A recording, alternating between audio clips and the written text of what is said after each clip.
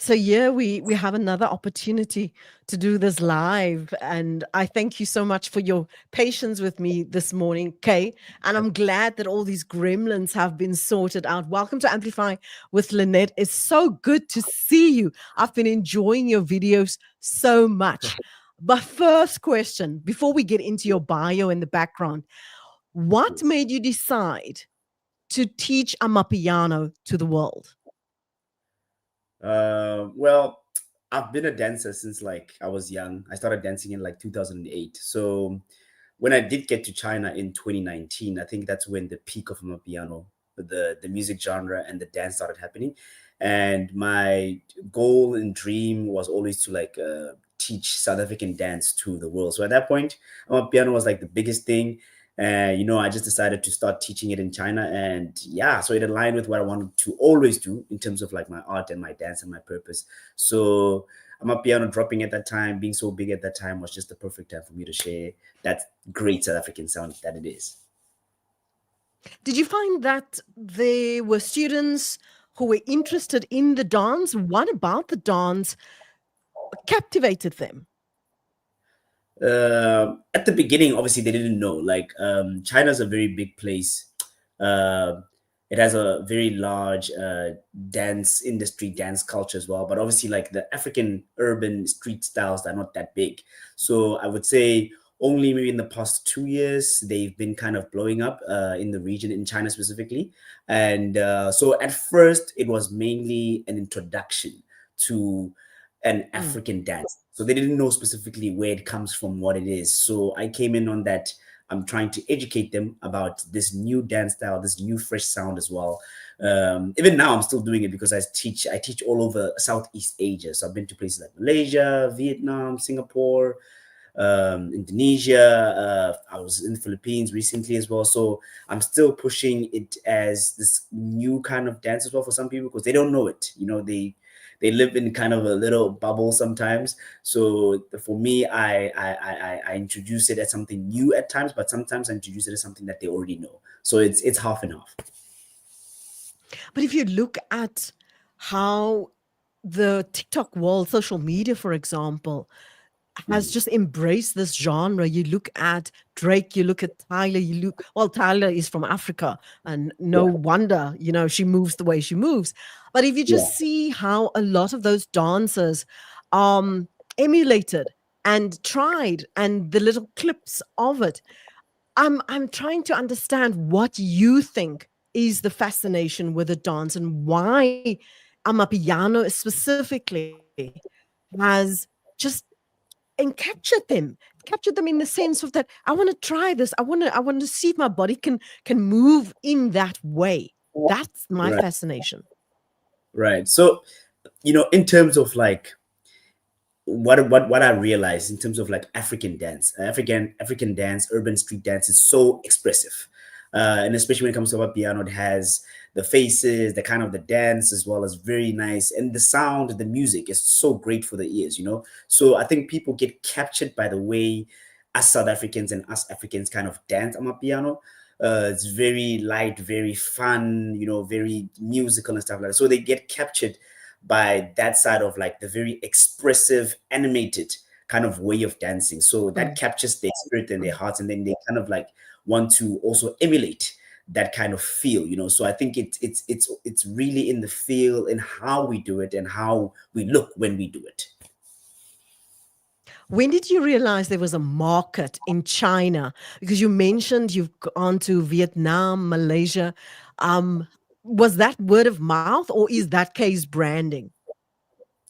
So with my dance workshops, my piano dance workshops, I started in, let's say, 2020, when I was already in China. So I started doing a couple of city within China because at that time it was COVID, right? So we couldn't travel outside the country, which was Mm. crazy at that time. So I started doing a couple of cities like dance. I started just organizing myself dance workshops in the major cities, some other smaller cities. So I think I did over 13 to 14 cities within like 3 years, in a span of 3 years. And then as soon as the borders opened, that's when I started doing other countries. So my first country that I did after the borders opened was Russia. So I did Russia, and then I Wow. started traveling other countries. And last year as well, I did East Africa, I did Tanzania, Kenya, and I did Rwanda. So for here, I think the gap came where no one was really teaching Amapiano. No one was really, there was no South African dancer who was pushing that culture, because now the foreigners know the sound, and obviously the way that the dance culture is so big here, with the sound comes the dance. So someone had to teach it. So I was like, hey, I'm gonna just fit right in, because it's just part of who I am. It's part of my purpose, and it's part of like the gift that I've been given by God. So I was like, it's the time. This is the time. No else. It's strange that the first country would be Russia. What was the fascination with the dance there? Oh, actually, Russia has a big dance culture as well, and I think they're more clued up than most countries when it comes to Afro dances, and specifically like all the dances, like whether it's from Ghana, Cote d'Ivoire, Angola, South Africa, you know. So they're very familiar and they're very educated about the different dance styles. So I had the people that hosted me when I went to Russia the first time. I had a online dance class with them in 2020, I think. So one of my online friends connected me with them, and then we had a Zoom class for Amapiano in 2020. And then finally, when I could travel, they were like, "Yo, if you want to come through, we could organize you a couple of workshops, and then we could shoot some concept videos as well." And then yeah, so when I got there, the love for Afro dance and the fact that they could actually move so really good was completely mind Mm. blowing for me. And you know, I've even went back to Russia for the second time last year as well. I went to Moscow again in St. Petersburg, and I've seen the level of their dancing skill improve year on year, because they're so fascinated, and they lock in, they bring teachers, they invite teachers from Africa actually to come teach in Russia. So for me, that's such, it's so nice to see us being seen and being Wow. given opportunities to teach our culture, you know, in foreign lands. What has been the biggest surprise with traveling around, like to Vietnam, Russia, Malaysia, all those countries? What surprised you the most, either about the dancing or the way they received Afro dancers? I'm intrigued. Well, I have a lot of stories to tell. Um, so Tell, please tell. say let me just say about the recent one that I went to. So I went to Philippines, right? I went to Manila. It was first time in Manila. So we were hosted by Afro Filipinas, and they were doing like a dance camp where they had a dancer from Ghana and me, of course. So he was teaching Azonto, which is like the local dance in Ghana, and I was teaching obviously Amapiano. And we did like two classes each. We did an introduction, and we did like a choreography class.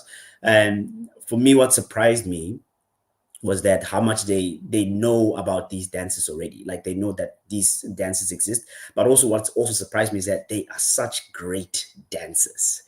Like I would put them next to like Africans in terms of like dance, because the whole weekend it was Wow. sort of like they were like events. So we went to a dance event on Friday where they were celebrating two dance icons from Manila. So we got to see some dance showcases, and I was mind blown at the level of like performance and skill that they had. So even me, I was just like, wow, I'm inspired. It's something that, you know, that I took in. I was like, you know, we need something like this in Africa that cultivates and that focuses on dance as a culture and dance as an art and dance as maybe something that could be celebrated, because it's so beautiful. Like other countries out there, Mm. they take dance so seriously. They put money, they put an effort into like putting showcases, like dance competitions. So what I've seen traveling around is that dance for some people is a serious thing, and I feel like Africans, we also need to take it very seriously, because for us it comes really naturally, and I feel like we could Mm. do it to a top level if we get to international stage. But because, you know, the resources, opportunities have stifled us. But I feel like if we can get to a point where we take our dance, we put it on international stages, and we compete, it could be something great for Africa and African art and African like dance for the future. I never thought a person could teach dancing, and particularly with Amapiano, because it's so specific. You do really need to feel it in your body. But I never Yeah. thought that one could teach it online. So I'm thinking about possibilities here for your career. Because if you even if you can't get physically to Yeah. Southeast Asia, some of those countries that you mentioned, you could do it online. How has Yes. there been any interest in the United Kingdom and in USA with and about your classes? So Europe has a plethora of like dance teachers actually that live there, like of African descent. So I would say right now Europe is the biggest Afro dance community outside of Africa. So they host multiple Mm, camps, whether in Germany, Paris, Netherlands, because they have teachers there and also they fly in teachers, right? Um, US, I think it's still a growing market. Even funny enough, I actually have an online class in April for a US university actually. That they hit me up online, so I'm going to be doing an online Zoom class for them for Amapiano. So like for Europe, I think they're spoiled because there's so many teachers there, and they're very exposed to it. So they can fly teachers in, but also they have teachers that live there already. The US not so much. But yeah, that's just they kind of the US is kind of coming up, but Europe is very exposed. It's very exposed to Afro dance. so tell me about your students and how you go about teaching them. I've played some of your snippets of the videos that you've sent me and how the class is constructed. How many students are there? Are we talking about all age groups? How old is your oldest student? And is it really difficult? I know it's multiple questions here, but is it really difficult to learn Amapiano? So I would say let me break down a dance workshop. So if I'm doing, let's say last night I started my tour. So I'm doing a Forgotten City tour where I am going to these other smaller cities in China that I haven't been to go, give Amapiano dance workshops. And yesterday, like last night, was my first city. I mean, in the tour. So it was Wuhan, and then there were like 25 students. 23 were Chinese, and then two were like foreign. So what I do, if it's a 3 hour workshop, I have a PPT that I've actually put together to explain stuff, the history, the culture about Amapiano, the different types of Amapiano, the different dance styles that influence Amapiano from South Africa, how to dance Amapiano, the culture itself. And so I showed them like a lot of stuff on the PPT. So I kind of delivered it as a presentation as well for educational purposes. And then obviously after that session, we start with stretching, warm up, and then I get into like doing some basic moves or foundational moves of Amapiano, getting them into the groove, because Amapiano basically is all in the groove. Yeah. So if you understand the music, you'll understand the groove and the dance better. So you have to start with your foundation. Dance is all about foundation. So I have to, because obviously some of them can't move like we do. I have to start at zero and I have to explain, okay, when you hear the song, you have to count the song in 8 count. 1, 2, 3, 4, 5, 6, so you can understand what you're listening to, and then start moving to the song. So you move to what the song is saying, and then maybe after that we start doing some moves so you move correctly. So it's a process. So I build up on that, and then obviously later, the second half of that dance workshop, I do a choreography where at least I teach them a couple of moves together in one piece, so we can have something to learn and something to shoot a video. So basically that's how I do my workshops. So they take about 3 hours. First session, education, culture about piano, foundation and movement and music. Then the second part is the choreography part. Then we shoot some videos. So educate me. I have not realized, I did not know that there were different types of amapiano. I just thought the beat is there, then you recognize it. But you're schooling me now. So explain it, particularly about the different types and the foundations of how to understand the origins, and yeah, give me context. Give us some idea of as if we in your class. Yeah. So with Amapiano, I always start with the name Amapiano. It's like what does Amapiano mean? Amapiano just means the pianos, and it's directly derived from how the music used to sound. So Amapiano back in 2015, 16, 14, it was a very deep house prone kind of 113 BPM kind of house music genre with a lot of keys on top. So it was just like that. It was not like now it's an evolved sound with a lot of singing, a lot of chants, but back then it was just beats, broken beats, house, deep house music with pianos on top. So it used to sound like that. That's what we used to listen to. Just 2 hours of a mix of that kind of sound. That's where the sound, the name Amapiano comes from. It's just in English, the pianos. And then obviously with under the umbrella term for Amapiano, the genre of music, there's your private school Amapiano, there's your commercial Amapiano, and Sorry, you need to explain. yeah. I'm South African. We know what private school food means, and private school Amapiano would imply. For those who are not familiar with those terminologies, please give context. Yeah. So obviously, private school, for people who go to private school, people who have money, right? So it's a very selected few. So when it comes to private school Amapiano, it's for the selected few who have the eclectic kind of music taste. It's more jazzy, it's more soulful. So it's not for everybody. So that's why they call it private school. It's very lush, very jazzy, very soothing, very musical. You have a lot of musical instruments. You can't dance to private school Amapiano. You can just enjoy and bob your hair. So that's why they call it private school Amapiano, because it's very lush, very eclectic, very selected few people, you know. Marcel, a Gradwell said, and thanks for joining us, Marcel. Marcel said that's very enlightening because a light bulb went off in my head as well. He said, he started off by saying that's very enlightening, and then he said, I was about to ask that now because a lot of people aren't familiar with that. It is still legitimate music and appreciation of music, but it's important that people understand what we mean with Amapiano, that the bass is piano, the keys, and Yes. like a piano has different keys, this is the same rhythms in your body that you experience when you dance Amapiano. Yes, I mean, with Amapiano, the dance, it has a lot of like different feels, and that's what I also teach when it comes to like my dance classes. Um, I try to tap into the feeling of the music more. Like I tell them, like, okay, you hear it in your ear, it comes here, it registers. Then I want you to move it to your spirit, so that when you dance with your spirit, because that's what we dance with. So it's more feel than anything. So you gotta feel the music before you dance to it. You can't just be dancing to sounds that you hear.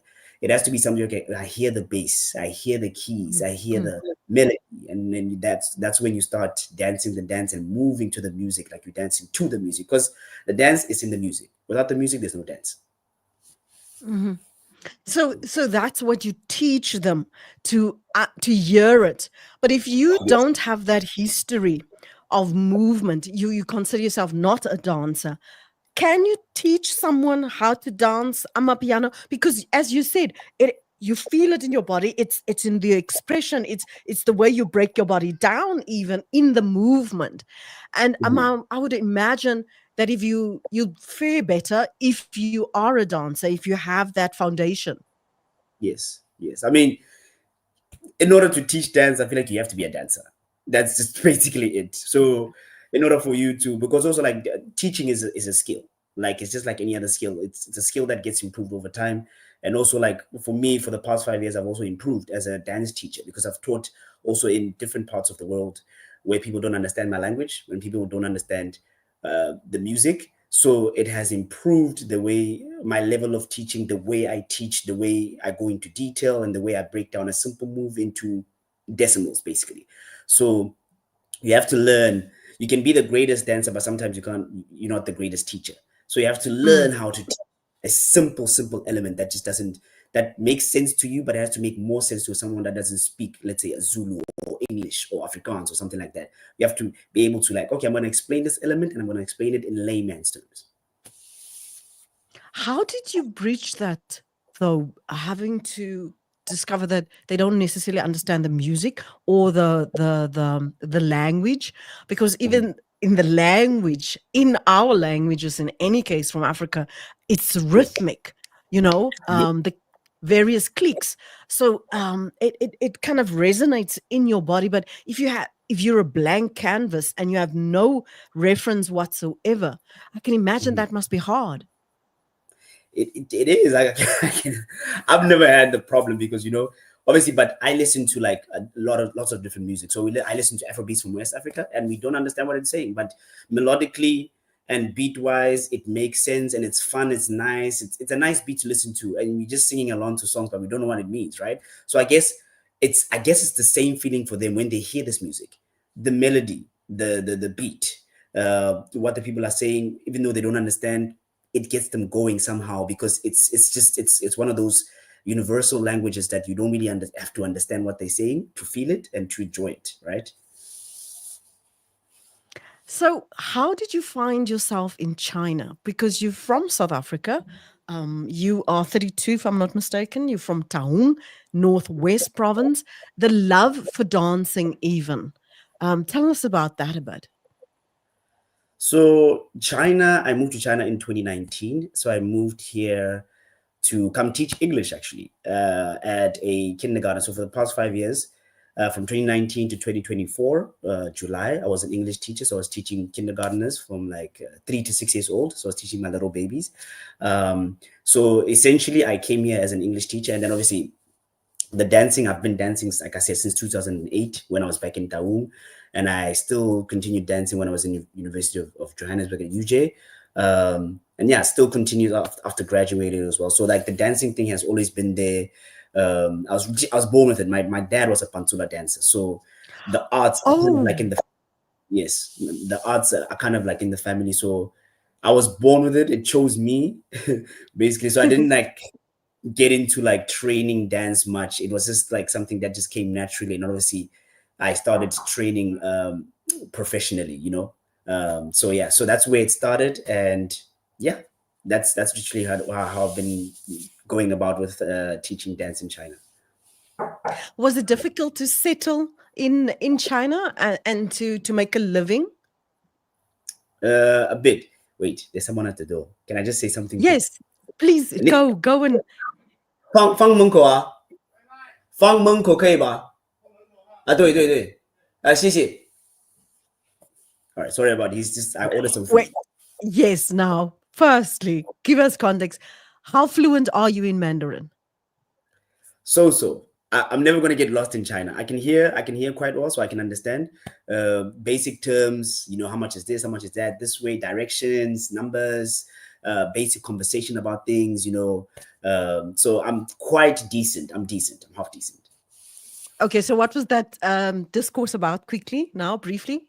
Somebody was So knocking that at the door and at the door, the delivery guy. So he's saying why am I? So why am I is the local delivery platform like Uber Eats, right? Why am I? yeah, So you were saying why am I? So I was like, oh, just put it at the door. Fang Munko, just put it by the door. And I was like, thank you, Shishi. Yeah, she is. yeah, I have a friend that is also fluent in Mandarin, and I'm forever asking, what does this mean? What does this mean? Because I'm thinking of actually learning Mandarin as a language. I'm fascinated with languages. I think I've got an aptitude for it. It happens quite fast. And just listening to you again, and obviously I watch Chinese dramas as well. So, so you hear it, your ear becomes accustomed to certain sounds and so forth. So you'd also, yeah. but it's also language is it's a rhythm to it. It's you feel it. Sometimes you can't necessarily speak and respond, but there's an Mhm. awareness, and I get the feeling that's the same thing with dancing.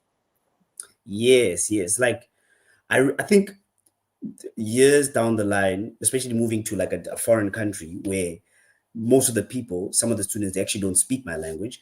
I just realized that sometimes they actually don't need to speak my language because dance itself is a language. Like if I just do a move and I say, you do this, da da da, pa pa pa pa, they'll understand it, da da da da pa pa pa. It's just a universal. I'm not even using words, I'm just using sounds. But because they can see Mhm. what I do and they can understand what I do physically, they understand the dance, they don't understand the language behind it. So that's also been such a nice thing about teaching dance. I don't necessarily need to understand the language they speak or the language or them understand the language that I speak.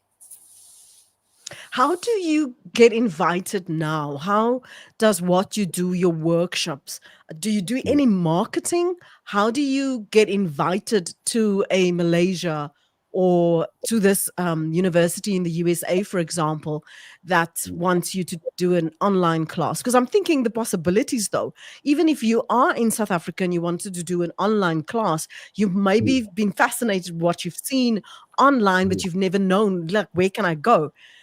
mm. So, There surely so must be an avenue to reach out to you. social media is like the greatest thing. I've met people online, and we've been like some of them have been friends for like many years. Then I see them like five years down the line. We've been friends for like 5 years. So social media has been such a great impact for me. Um, but some people, I meet them in person, and then maybe they discuss. Okay, we can discuss online after that. Maybe I can come because the when I went to Malaysia, the people that brought me to Malaysia, they attended a camp I was teaching at in Thailand. So it was an Afro camp in Thailand where it had a couple of Afro dance teachers. So I gave a Mm. workshop there, and then they were like, "Yeah, we would like to bring you to Malaysia to come teach our students there because not everybody could make it, right?" So that's how I just keep in contact. I keep in touch, and people see my videos as well. People see my videos online. They reach out, and then we discuss. Okay, I'm trying to have you in September, August. Like even now, I already have a tour for September. It's crazy. I already have a tour for like August. So it's very social media based. Also for my Chinese marketing side, I did a video where I let people know that I wanted to do like a forgotten city tour. I wanted to go to all the cities that I haven't been to kind of share my piano in all those remote small places. So if you know any city that I want to come, that you want me to come to, just comment with the name of your city, and then maybe some of the people reached out because of that video, or some of the people linked me up with people that they know that would want to have an Amapiano dance workshop. And through that, it's just also word of mouth connections and just someone just, saying, okay, I know this guy, please have him at the studio. So just that as well. So it's a bit of everything mixed, but very social media based, very video based, very what people see online. And how do you now structure your day? So I'm assuming you don't teach at all anymore. Or is that part of your job description? How do you pitch yourself to foreigners? So now I don't teach anymore. Like I said, like last year, July was like my last semester with my kindergarteners. They were graduating. So now I'm fully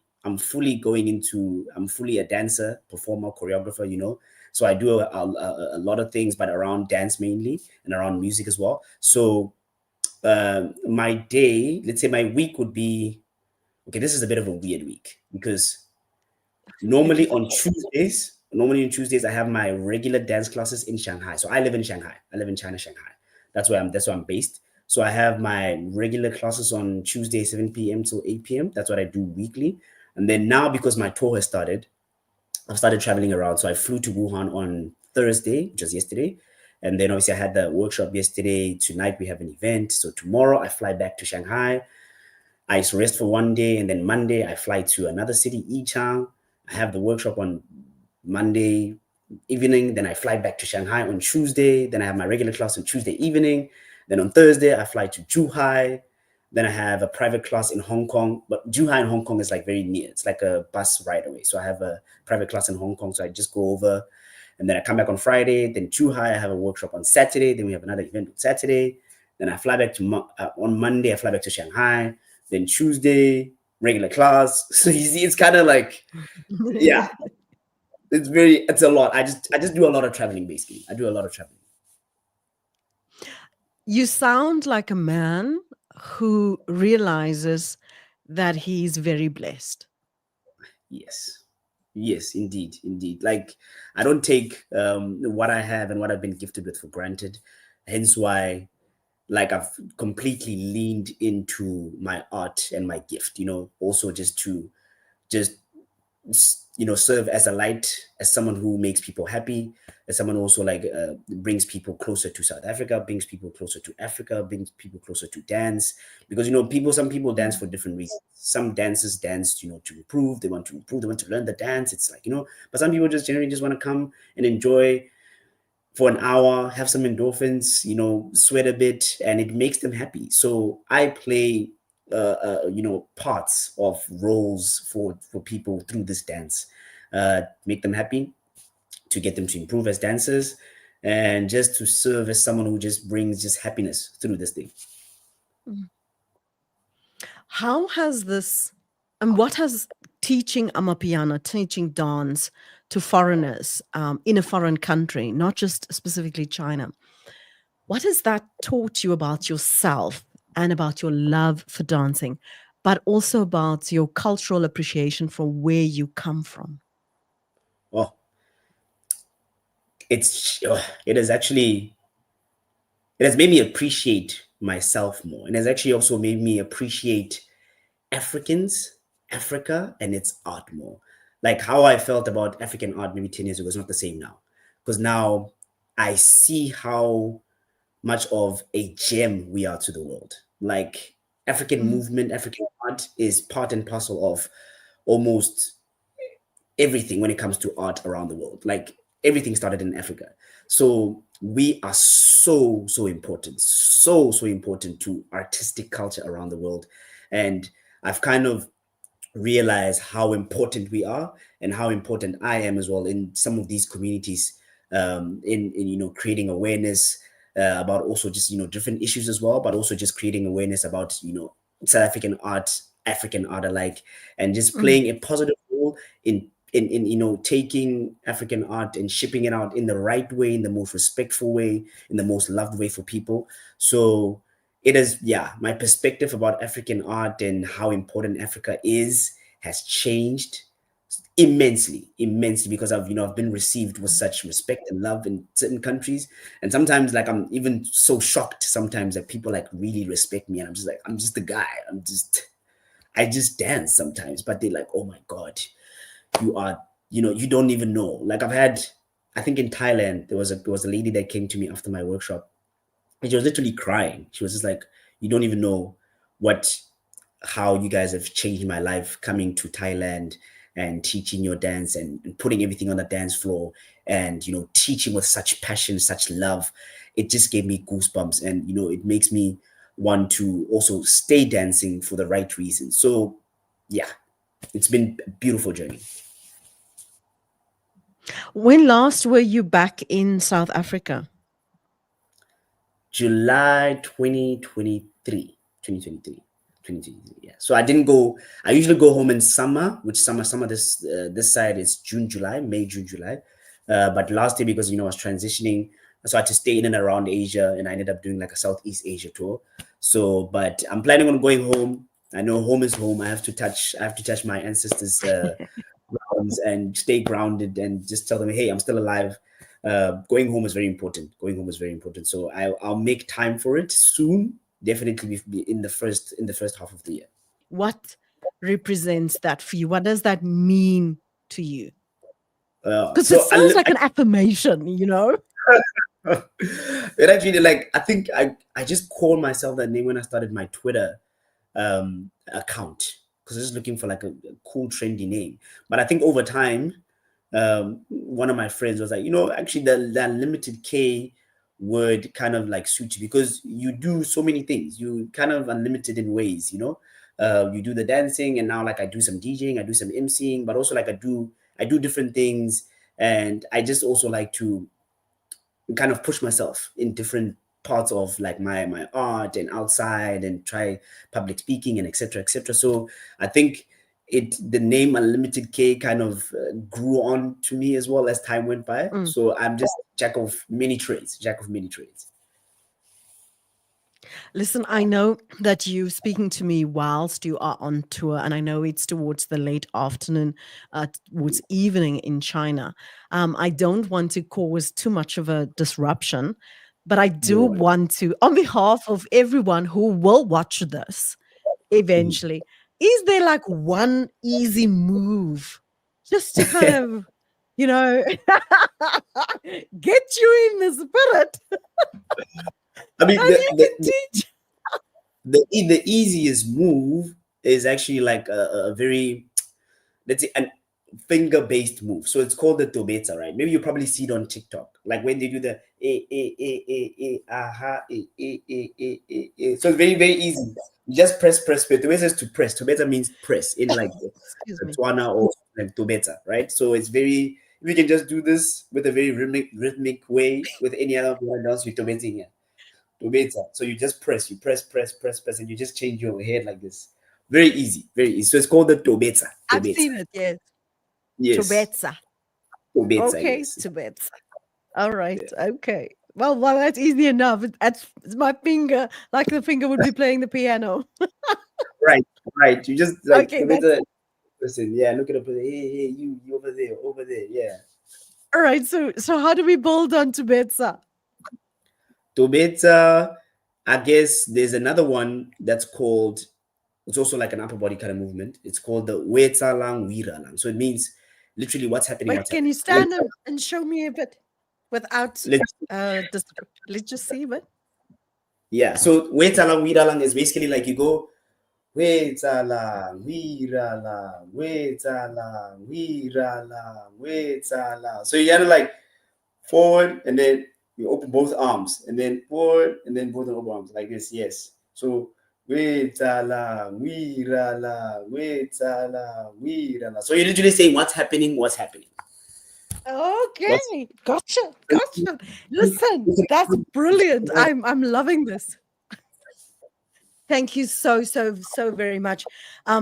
Please, if you want to reach out to Kay, there's his email address, unlimitedk@gmail.com. I've discovered today the origins that there are different types of Amapiano, Tibetsa. I've learned. If you want to connect with him, he is in China, but he does online workshops, dance workshops, but he does travel mainly so far in Southeast Asia. Why should someone, as a keynote takeaway, why should someone learn particularly Amapiano? Why should they look at Amapiano differently? Maybe they've never even heard of Amapiano, especially if they're not on social media. They won't know how this dance form has literally taken the world to the next level in terms of dancing. true. I think they must just start with the music. If the music doesn't catch them, I don't think the dance will catch them. I mean, they can see the dance, but if they just listen to the music, because the music, like I said, it has a lot of like three subgenres within Amapiano. But I think they can find the right type of Amapiano to vibe to, especially the commercial type to dance to, and they'll just hear it. They'll just hear how it's a very vibey, energy-filled, fun kind of music genre. And I think from there, from the music, they'll be caught and they'll want to listen to more and then want to maybe eventually start dancing to it. Amazing. That is amazing. That is amazing. How did you get this name, the People's Dancer? How did that come about? A very good friend of mine that I met while I was studying at UJ. He's a hip hop producer, hip hop DJ. So we used to do events, and then like he just like, man, he saw me dancing one time, and he saw me do it like a couple of times, and he's like, man, when you do your dancing, it seems like you don't do it to like show off, but you do it to like entertain people, and it just seems like you are the people's dancer. And I was like, okay. And he's like, yeah, maybe you should actually look at it as an alias. And I was like, wow, yeah, because really when I just do the dancing, is just it's for the people to enjoy, it's for me to express myself as well, but just just to bring people together and connect with other people. So he's like, yeah, man, the people's dancer is your name, is what you do. You dance for the people and you are for the people. So that's where it came about. For my friend, his good name is Beko DJ Smokes. He's from South Africa as well. So that's where I got the name, the People's Dancer. Well, I hope that you bring and continue to bring a lot of joy and happiness to all your classes and to everybody you meet and teach, because one could clearly see at the end of that there's a lot of joy, a lot of happiness, and there's various levels of capability. So anyone could try it, and I can see that that'll enjoy it. Yes, definitely. Thank you very much. Thanks for joining me, Kay. I appreciate it, and good luck with all your ventures. That was Kay, and Kay. Well, real name isn't Kay. His real name is Kushle, if I'm not mistaken. I wrote it down. But everybody knows him as K. I was just looking what I wrote down. But if you want to reach him, you can reach him at unlimitedk@gmail.com. And thank you so much for your comments and watching. Appreciate it. If you've enjoyed this and you want to look at all the other great interviews and personalities and profiles, not only from Africa but beyond, you're most welcome to check out all the other videos on the channel. And thank you for subscribing. Consider doing it. And it's in. I must say, my Friday feels a little bit different. This is what Friday feels like. Amapiano. I'm gonna put a beat on right now.